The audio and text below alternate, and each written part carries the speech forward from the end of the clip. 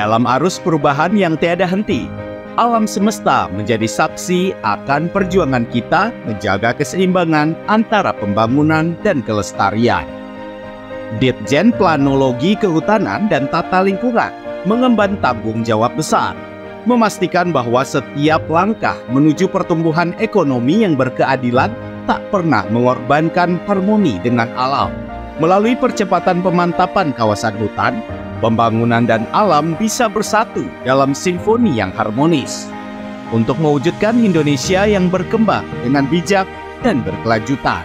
Dan Planologi Kehutanan dan Tata Lingkungan sebagai salah satu unit kerja di Kementerian Lingkungan Hidup dan Kehutanan turut berperan di dalam mendukung 4 dari 7 prioritas nasional kita, yaitu memperkuat ketahanan ekonomi untuk pertumbuhan yang berkualitas dan berkeadilan, kemudian mengembangkan wilayah untuk mengurangi kesenjangan dan menjamin pemerataan, meningkatkan sumber daya manusia berkualitas dan berdaya saing, dan membangun lingkungan hidup, meningkatkan ketahanan bencana dan perubahan iklim. Arah kebijakan Ditjen Planologi Kehutanan dan Tata Lingkungan adalah mempercepat pemantapan kawasan hutan dan mengupayakan perbaikan kualitas lingkungan hidup yang menyeluruh pada setiap sektor pembangunan. Upaya untuk mewujudkan kawasan hutan yang mantap dilakukan melalui inventarisasi sumber daya hutan, penyelesaian batas kawasan hutan, percepatan penyelesaian pemetaan dan penetapan seluruh kawasan hutan, meningkatkan keterbukaan data dan informasi sumber daya hutan, integrasi perencanaan kawasan hutan, penyiapan prakondisi untuk meningkatkan kualitas tata kelola di tingkat tapak, serta pelaksanaan perizinan yang jelas, cepat, dan terukur.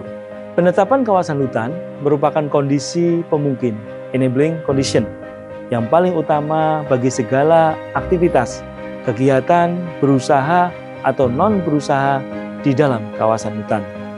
Tujuan utama dari penetapan kawasan hutan adalah mewujudkan kawasan hutan yang mantap, legal, dan legitimit.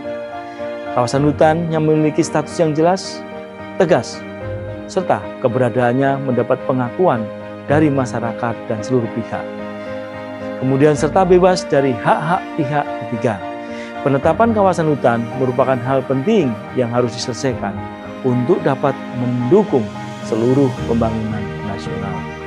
Utamanya peran strategis kawasan hutan di dalam menjaga sistem penyangga lingkungan hidup tetap berlangsung dengan lestari.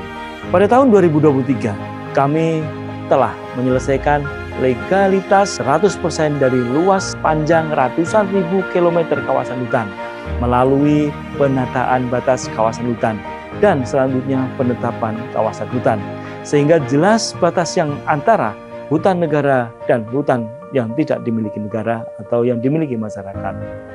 Tantangan di lapangan yang paling utama yaitu konflik tenurial juga telah bisa terjawab melalui Undang-Undang Cipta Kerja dan penataan penguasaan tanah di dalam kawasan hutan.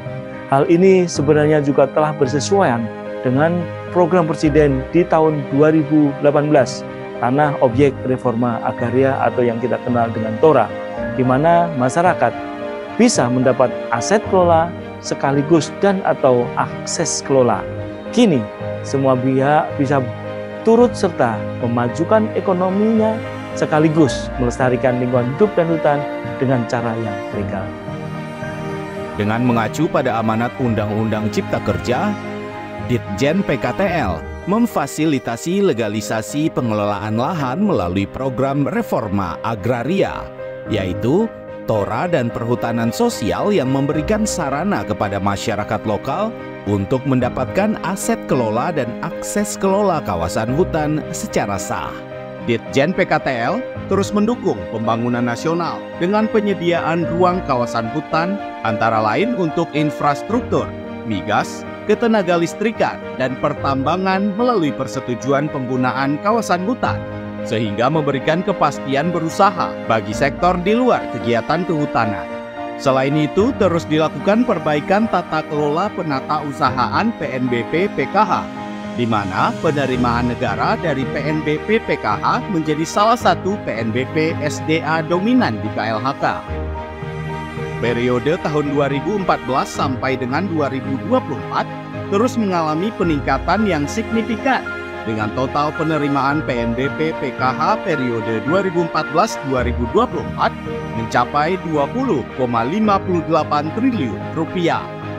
Pada tahun 2022 mencatatkan penerimaan PNBP PKH terbesar yaitu 2,9 triliun dan menjadi PNBP SDA terbesar di KLHK.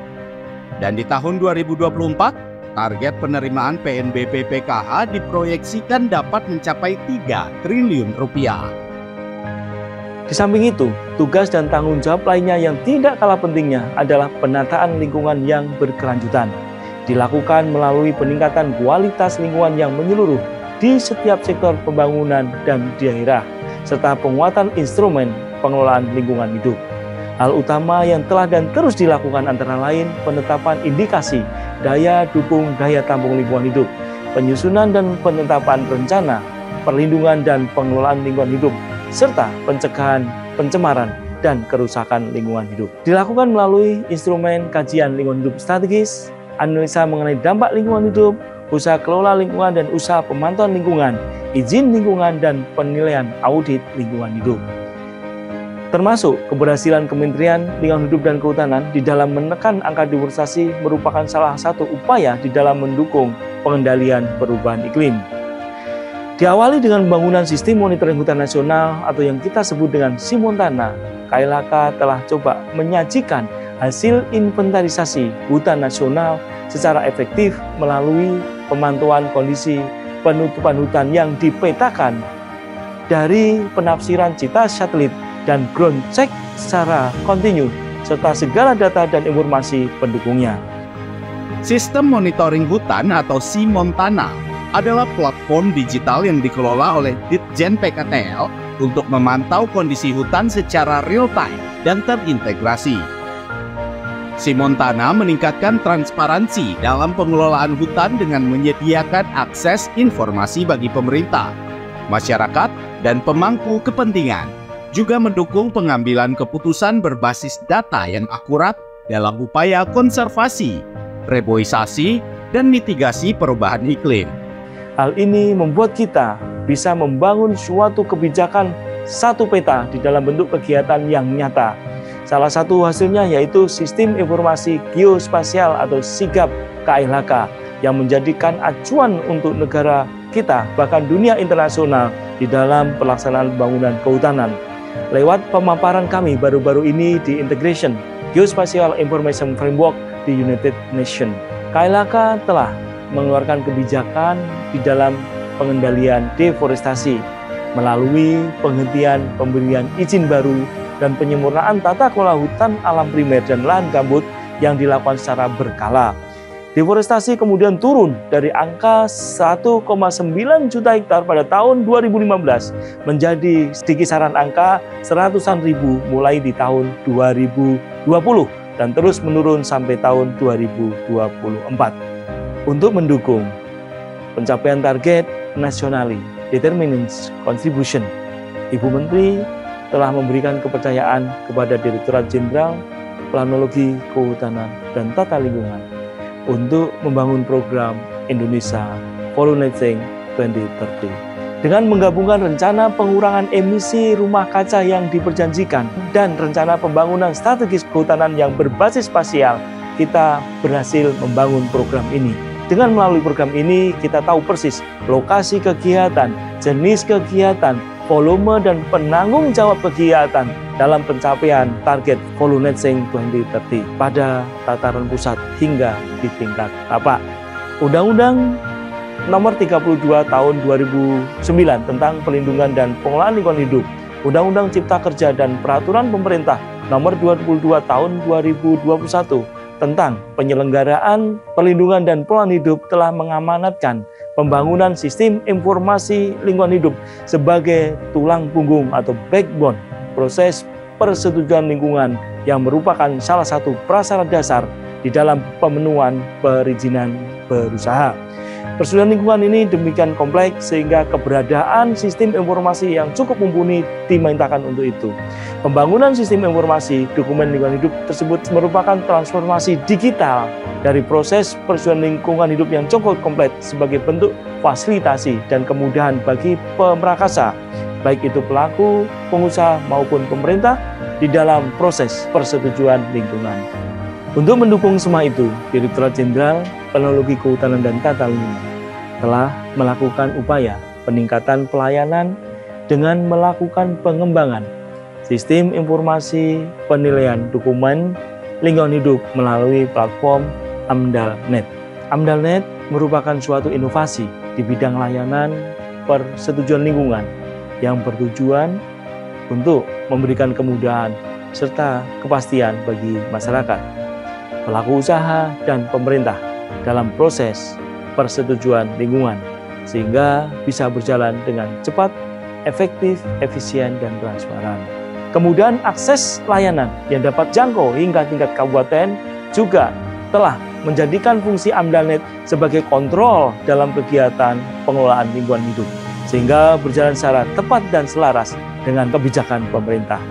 Atas hal tersebut, maka AMDAL.net telah siap mengantarkan Indonesia menuju Indonesia Emas 2045 melalui terwujudnya pengelolaan lingkungan yang berkelanjutan dan masyarakat Indonesia yang sejahtera. Pembangunan AMDAL.net merupakan langkah konkret pemerintah dalam mendorong percepatan proses layanan persetujuan lingkungan bagi pemrakasa, baik bagi pelaku usaha maupun pemerintah. Mengingat persetujuan lingkungan adalah prasyarat dasar perizinan berusaha, maka AMDAL.net berfungsi sebagai aplikasi persetujuan lingkungan yang merupakan subsistem informasi dari sistem OSS RBA BKPM dan terintegrasi dengan sistem perizinan berusaha berbasis risiko OSS RBA BKPM.